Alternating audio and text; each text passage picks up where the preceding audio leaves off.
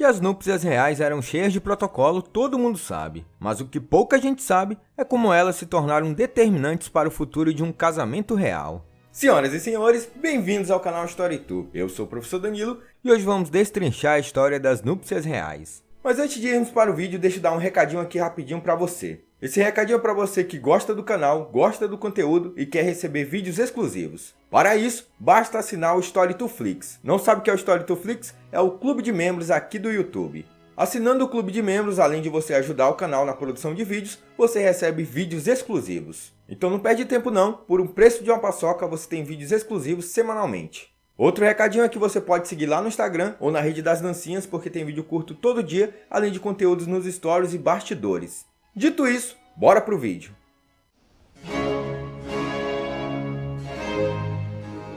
Até há pouco tempo, um casamento real na Europa não era considerado válido até ser consumado. Mas antes da hora H, existia um longo e demorado processo que precedia a ligação propriamente dita. Após as devidas negociações entre as chancelarias, já que as partes geralmente vinham de reinos diferentes, era realizado o chamado casamento por procuração.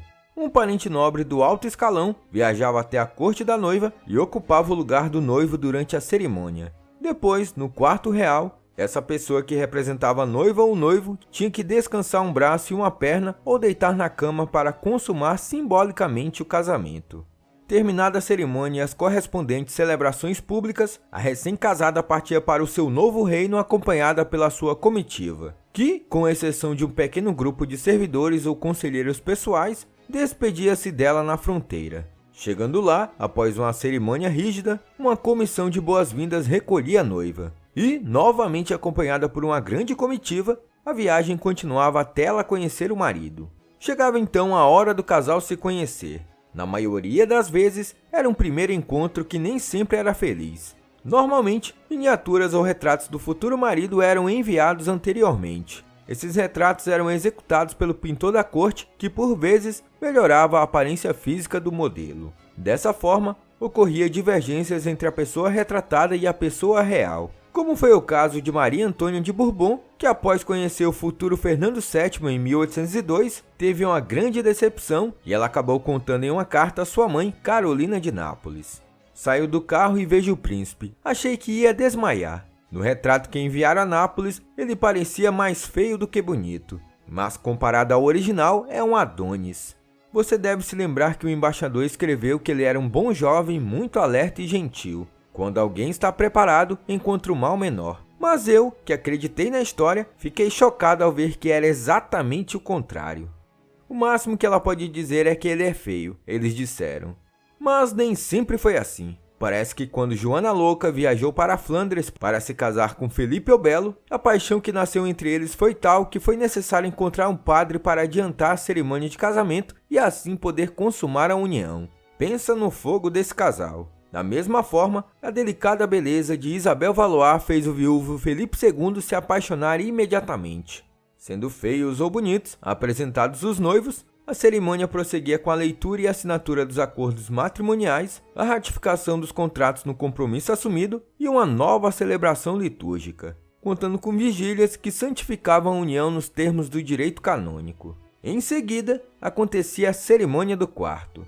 Os noivos eram acompanhados por uma grande procissão, liderada pelos padres, autoridades religiosas e altos funcionários da corte, e a procissão ia até o quarto nupcial. Uma vez ali, a cama era abençoada, o casal era deitado, e embora o quarto normalmente tivesse um dossel com as correspondentes cortinas, que modestamente protegiam a privacidade dos cônjuges, eles tinham que consumar o casamento na presença de testemunhas. O motivo não era outro senão validar o casamento e, quando não tivesse havido casamento anterior, certificar a virgindade do recém-casado. Na sua crônica, ao narrar a noite de núpcias dos reis católicos, Hernando del Pulgar afirma: naquela noite foi consumado o casamento entre os noivos, onde se deu um testemunho da sua virgindade e nobreza de Isabel na presença de juízes, vereadores e cavaleiros, conforme corresponde à sua condição de reis. Esse costumava ser o momento mais temido pela noiva, seja por desconhecimento ou vergonha. Alguns casos são definidores. Por exemplo, o de Maria Josefa Amália da Saxônia, terceira esposa de Fernando VII. Ela tinha apenas 15 anos e foi educada num convento de freiras. onde lhe incutiam uma piedade modesta e uma desorientação total em questões sexuais. Horrorizada com a paixão ardente do marido, a muito jovem rainha recusou-se a consumar o casamento, e o rei não queria ficar sozinho naquela ocasião. A mentalidade da jovem era tão fechada que foi necessária a intervenção do Papa para que ela cedesse às exigências de Fernando VII, que, entre muitas outras coisas, ficou na história pela sua sexualidade exuberante e uma das piores núpcias da história. Já contei essa história em um vídeo sobre as piores noites de núpcias reais da história. Tô deixando o link passando aqui na tela caso você queira assistir. Muito diferente foi a noite de núpcias da Rainha Vitória da Inglaterra, que, no dia seguinte ao seu casamento com o Príncipe Albert, escreveu em seu diário: "Nunca passei uma noite como esta. Meu querido Albert me fez sentir como se estivesse em um paraíso de amor e felicidade, algo que eu nunca esperei sentir." Talvez essa reação após a noite de núpcias explique o estado em que a rainha ficou quando perdeu seu amado Albert.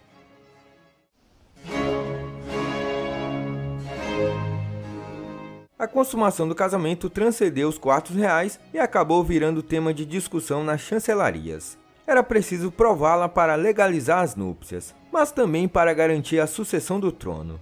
Cartas de embaixadores às respectivas cortes, ou mesmo dos próprios protagonistas, muitas vezes tornaram-se um relato detalhado dos acontecimentos nos quartos reais.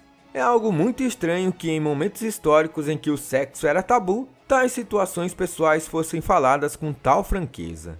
Por exemplo, a virgindade de Maria Antonieta, 7 anos após o casamento, quando já havia sido coroada rainha consorte da França, acabou se tornando um grave problema de Estado, tanto que determinou a intervenção de sua mãe, a Imperatriz Maria Teresa da Áustria. Naquela ocasião, havia uma necessidade urgente de sucessão.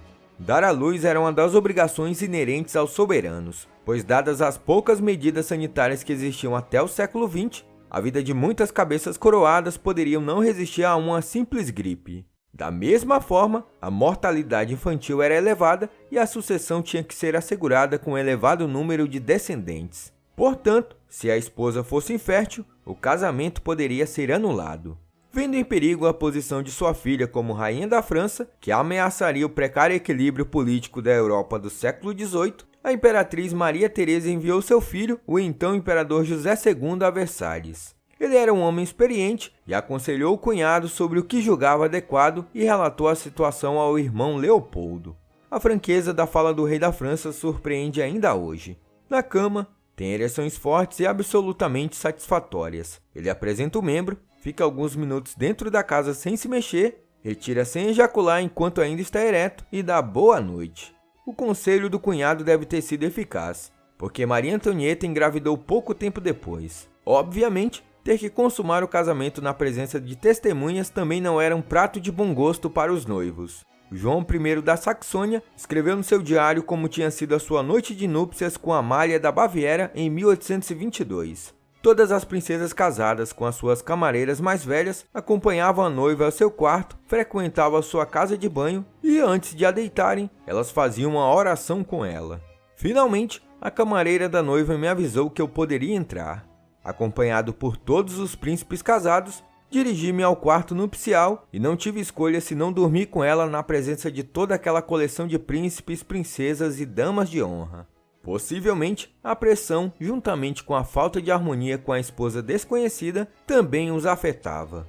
Assim, Luís XVI não foi o único que precisou de tempo para consumar seu casamento.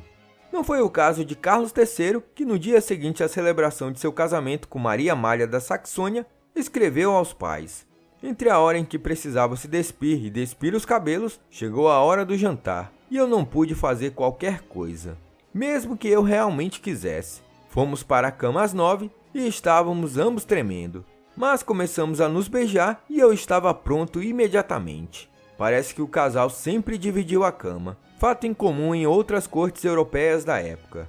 Eles tiveram 13 filhos e a união foi tão feliz que Carlos III comentou ao ficar viúvo em 1760. Morrer é a primeira decepção que Amália me deu. Embora esse noivado respondesse a um pacto político, ele acabou se tornando um casamento por amor." Então é isso, pessoal. Chegamos ao final de mais um vídeo e espero que vocês tenham gostado. Não esquece de deixar o joinha, se inscrever no canal se não é inscrito e compartilhar com seus amigos. E, se possível, torne-se um membro aqui do canal. Dito isso, falou!